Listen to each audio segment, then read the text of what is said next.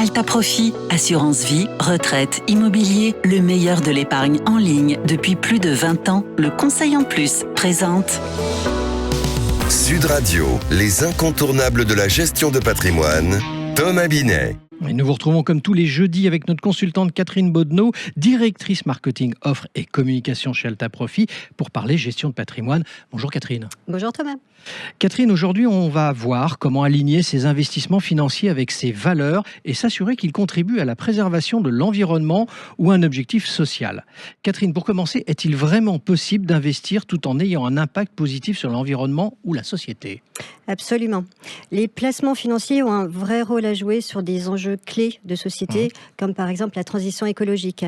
Et en fait, en choisissant des produits financiers responsables, vous pouvez soutenir des entreprises ou des projets qui sont engagés, par exemple sur la lutte contre le changement climatique ou sur la préservation de la biodiversité. Mais alors du coup, sur quoi peut-on se baser pour vérifier que ces placements sont réellement respectueux de l'environnement ou de nos valeurs sociales ? Alors, vous avez tout d'abord les labels. Oui. Parmi les labels les plus connus, on a le label ISR pour investissement socialement responsable. D'accord. Ce label va couvrir à la fois des notions d'environnement, de gouvernance, de droits humains et le social.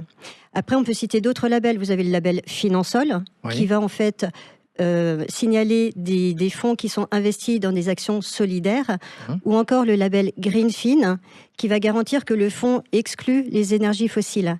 En fait, ce qu'il faut savoir, c'est que la démarche d'aller labelliser un fonds est une démarche volontaire de la part de la société de gestion. Elle n'y est absolument pas contrainte. Et ensuite, les labels sont délivrés par des organismes totalement indépendants. Du coup, la question que je me pose, c'est contraignant quand même ou pas ? Oui, c'est contraignant. Ouais.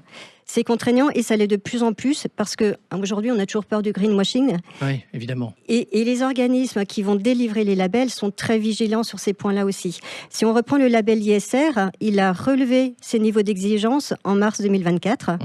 Donc aujourd'hui, des fonds ISR qui veulent garder le label ne peuvent plus investir dans des entreprises impliquées dans de nouveaux projets d'exploration, d'exploitation ou de raffinage d'hydrocarbures à partir de 2025. Alors justement, on parlait de labels, et en dehors de ces labels, de quel autre moyen dispose-t-on pour vérifier l'utilisation de nos placements ? Alors, le niveau européen s'est aussi emparé du sujet et a mis en place une réglementation qui s'appelle SFDR. Alors, SFDR, c'est de l'anglais, je suis désolée, c'est pour Sustainable Finance Disclosure Regulation. D'accord. Et en fait, cette réglementation-là s'impose à toutes les sociétés de gestion. Et donc, tous les fonds doivent être évalués sur toute une batterie de critères communs au niveau européen et ça va nous permettre de les classer en 3 grandes familles. Je vous propose qu'on commence par la première pour qu'on comprenne. La première famille, ce sont les fonds dits article 9. D'accord. Ce sont les fonds qui vont être les plus engagés puisqu'ils vont se donner un vrai objectif de contribution. Par exemple, la réduction des émissions de gaz à effet de serre. Il y a également les fonds dits article 8, je crois. Absolument.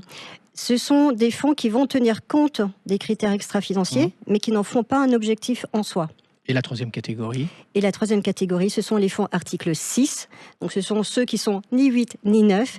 Ils ne tiennent pas compte des critères extra-financiers. Ils se concentrent uniquement sur les critères financiers. Et comment on peut avoir ces informations, Catherine ? Toutes les informations sont publiques. Vous les avez dans tous les documents de description des différents produits financiers. Et est-ce que investir de manière responsable est forcément moins rentable ? Parce que c'est une question qu'on se pose. On se pose toujours la question, mais non, pas du tout. Et en fait, aujourd'hui, on a du recul et on a de nombreuses études qui montrent que les produits responsables génèrent des performances comparables, voire supérieures aux produits traditionnels. Alors pourquoi ? Tout simplement parce que les entreprises dans lesquelles on investit sont quelque part mieux préparées aux défis du futur et on pense notamment aux réglementations environnementales. Merci Catherine, et on vous retrouve jeudi prochain pour un autre numéro d'Oser Investir, les incontournables de la gestion de patrimoine. Et je vous retrouve pour ce qui me concerne dimanche à 9h30 dans la matinale week-end. Sud Radio, les incontournables de la gestion de patrimoine, Thomas Binet. avec Alta Profit, assurance vie, retraite, immobilier, le meilleur de l'épargne en ligne depuis plus de 20 ans. Le Conseil en Plus.